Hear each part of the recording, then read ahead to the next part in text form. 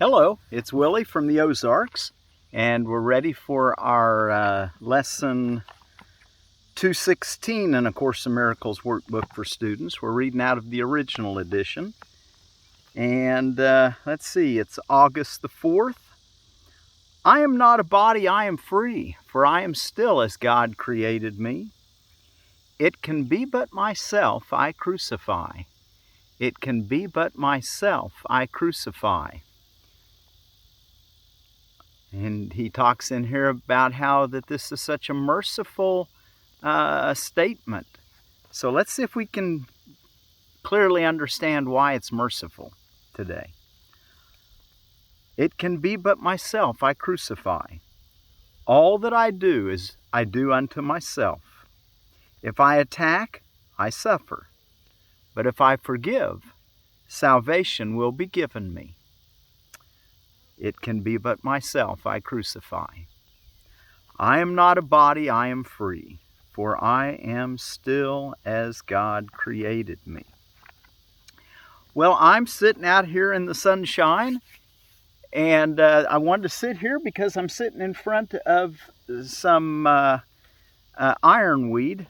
I think it's the Baldwin's ironweed, Veronia baldwini. Here's some that I picked, so you can see it a little closer.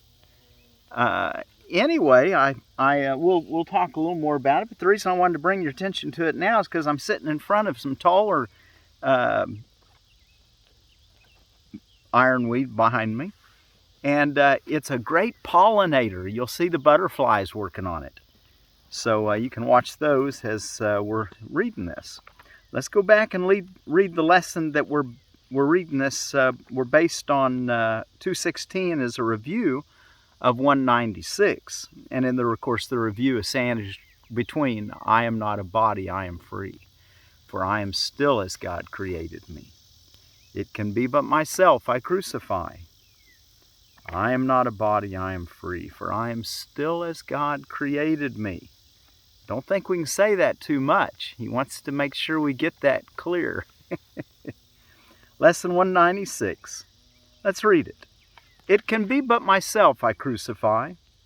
When this is firmly understood and kept in full awareness, you will not attempt to harm yourself, nor make your body slave to vengeance. You will not attack yourself, and you will realize that to attack another is but to attack yourself. You will be free of the insane belief that to attack a brother saves yourself. And you will understand his safety is your own, and in his healing, you are healed. So remember, what we do to our brother, we do to ourselves, and his healing is your healing. Perhaps at first you will not understand how mercy, limitless and with all things held in its sure protection, can be found in the idea we practice for today.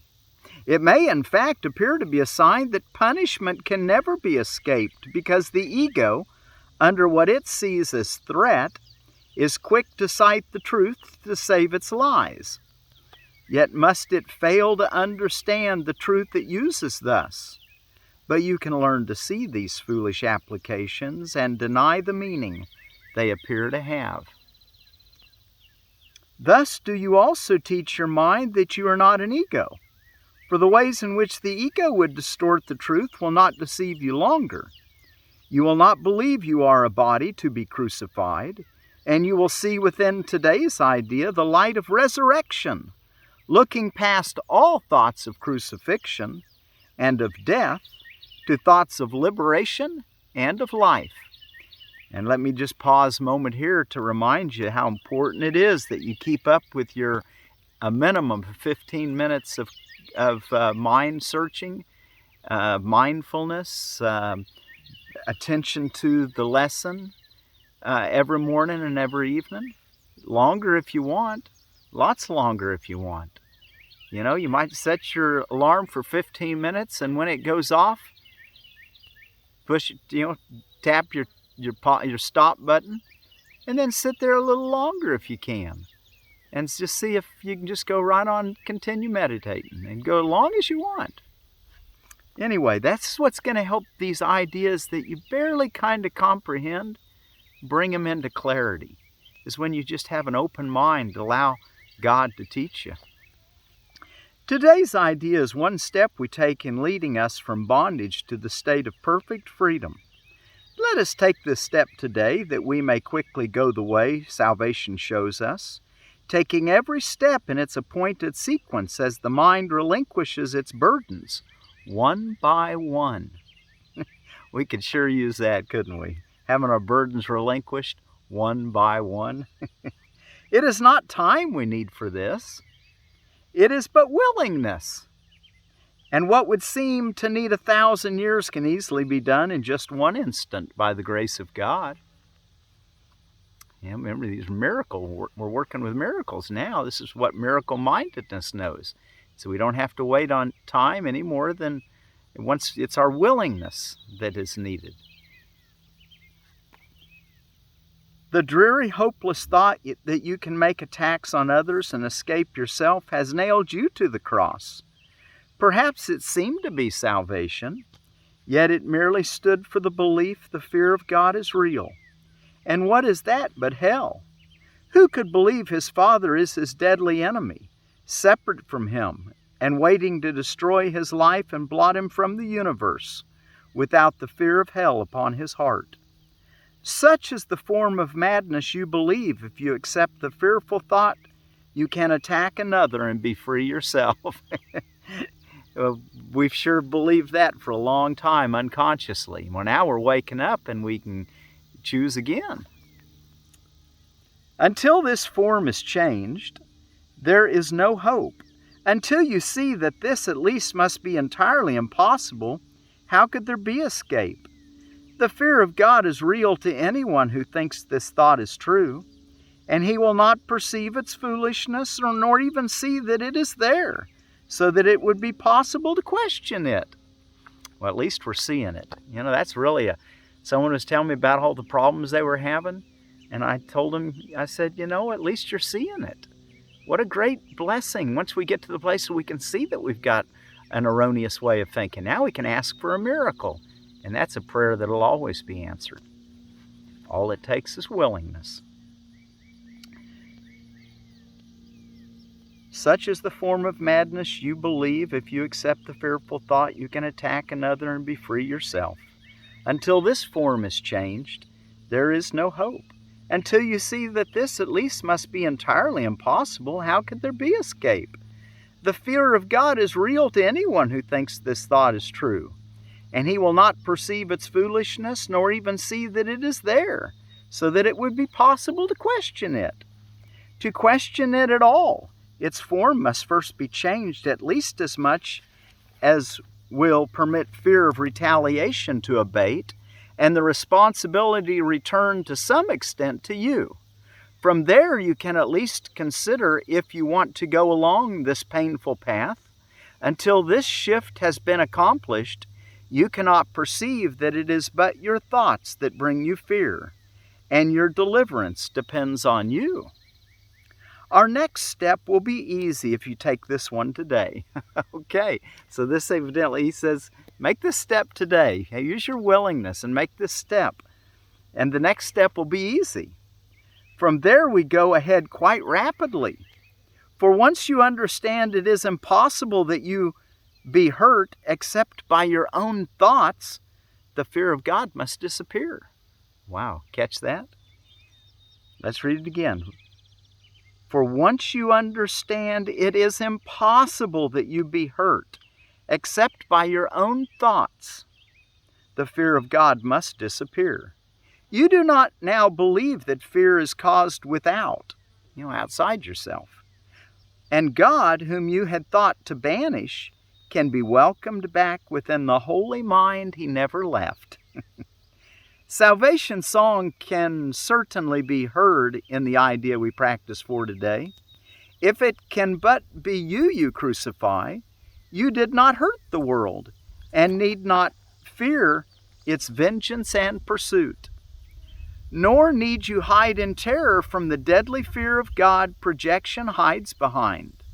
The thing you dread the most is your salvation. You are strong, and it is strength you want. and you are free and glad of freedom.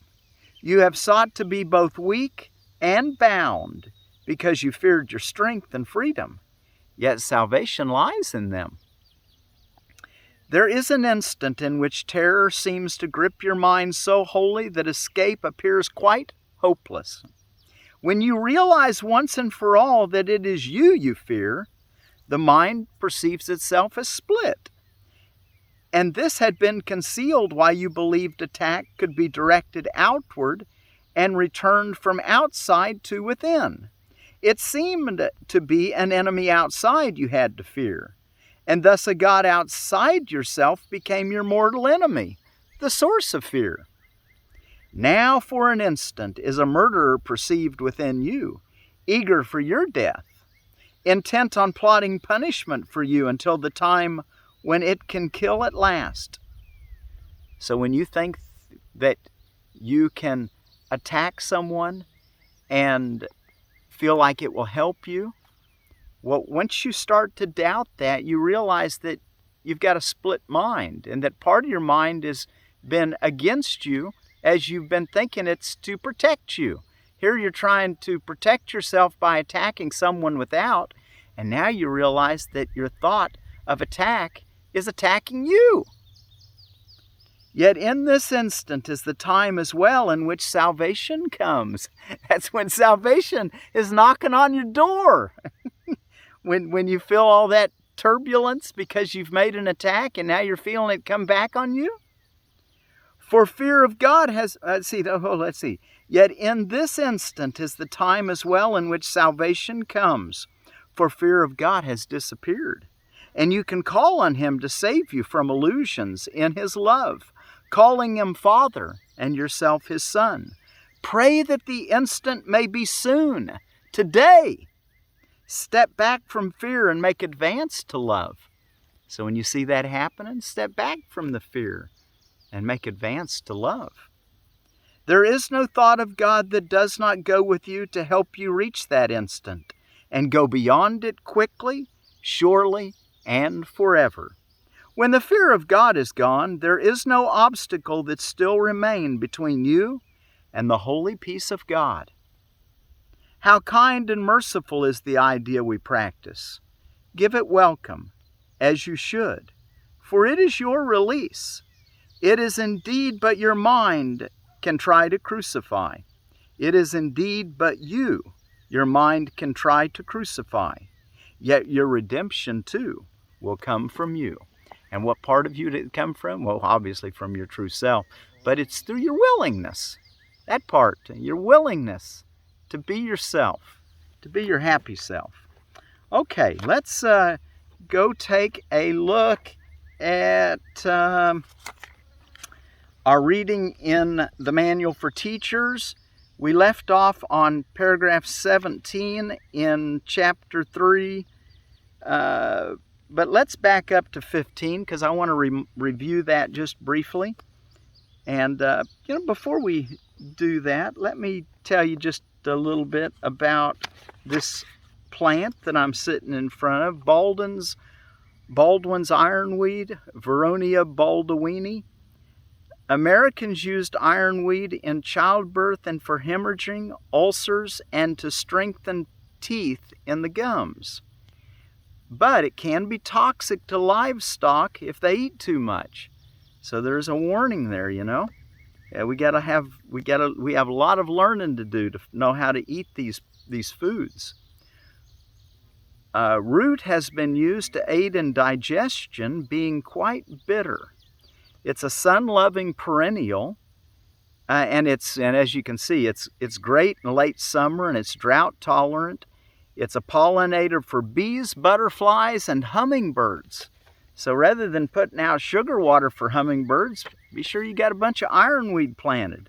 And there's several different types of ironweed. They're the Veronias. I don't know if they all have the same, they obviously have different qualities. So, check which kind you have growing around you. But this, I think, with this one is the Baldwini, which is the Baldwin's ironweed. Okay, as you can see, I've probably been noticing the butterflies are just all over it when I walked up here. Don't think I've scared them away. All right, let's see. We were going to look in 15. That's on page 41.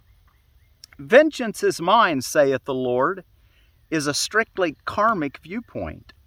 It is a real misperception of truth by which man assigns his own evil past to God.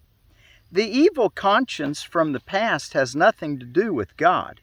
He did not create it, and He does not maintain it. God does not believe in karmic retribution. His divine mind does not create that way. He does not hold the evil deeds of a man even against himself.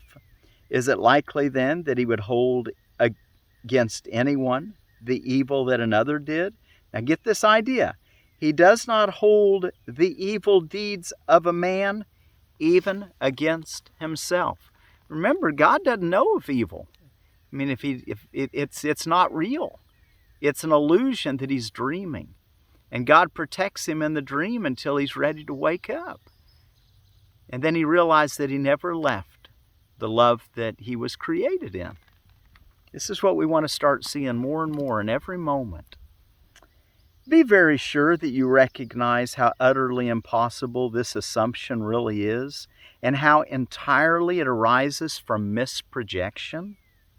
Projection that's not true would be misprojection. This kind of error is responsible for a host of related errors, including the belief that God rejected man and forced him out of the Garden of Eden. It is also responsible for the fact that you may believe from time to time that I'm misdirecting you. I have made every effort to use words that are almost impossible to distort. But man is very inventive when it comes to twisting symbols around. So be aware that you might have a tendency to twist symbols around. Just take things for the simpleness that they are. God himself is not symbolic. This is paragraph 17. God himself is not symbolic. He is fact. The atonement, too, is totally without symbolism. It is perfectly clear because it exists in light. Only man's attempts to shroud it in darkness have made it inaccessible to the unwilling and ambiguous to the partly willing. So it's inaccessible to the unwilling and ambiguous to the partly willing. And what is that? It is perfectly clear because it exists in light. The atonement is totally without symbolism. God himself is not symbolic. He is fact. It is perfectly clear because it exists in light. Only man's attempt to shroud it in darkness have made it inaccessible to the unwilling and ambiguous to the partly willing. The atonement itself radiates nothing but truth. It therefore epitomizes harmlessness and sheds only blessing. It could not do this if it arose from anything but perfect innocence. Innocence is wisdom because it is unaware of evil, which does not exist. Evil does not exist. So listen, this is the way God thinks, and this is the way we want to learn to think. The atonement itself radiates nothing but truth. It therefore epitomizes harmlessness and sheds only blessing. It could not do this if it arose from anything but perfect innocence. Innocence is wisdom. Innocence is wisdom because it is unaware of evil. And why is it unaware of evil? Because it does not exist. It is, however, perfectly aware of everything that is true. The resurrection, is paragraph 18, the resurrection demonstrated that nothing can destroy truth. Good can withstand any form of evil because light abolishes all forms of darkness. That should be reassuring. The resurrection demonstrates that nothing can destroy truth.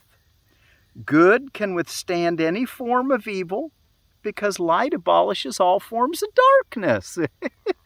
That should be so heartening to us all. The atonement is thus the perfect lesson. It's so enheartening. Let's read it again.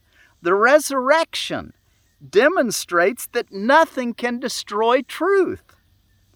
Good can withstand any form of evil because light abolishes all forms of darkness.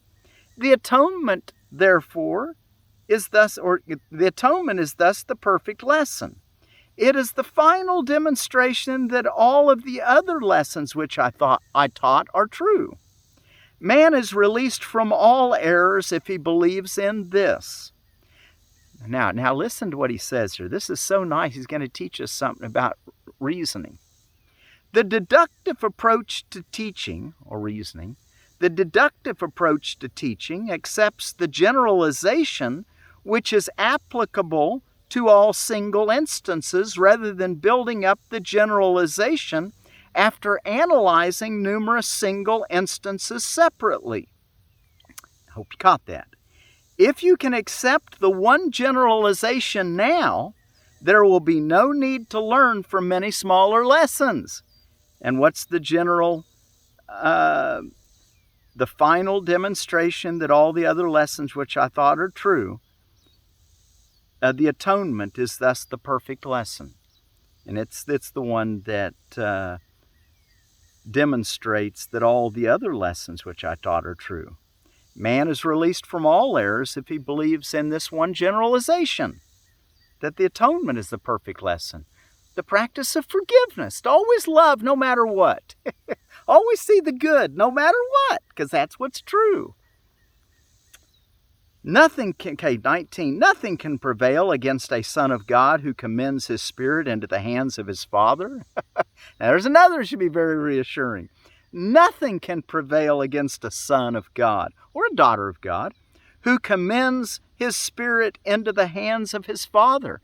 Surrender.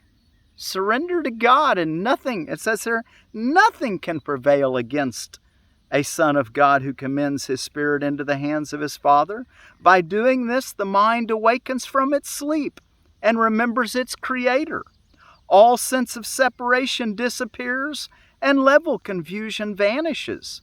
The Son of God is part of the Holy Trinity, but the Trinity itself is one. There is no confusion within its levels because they are of one mind and one will.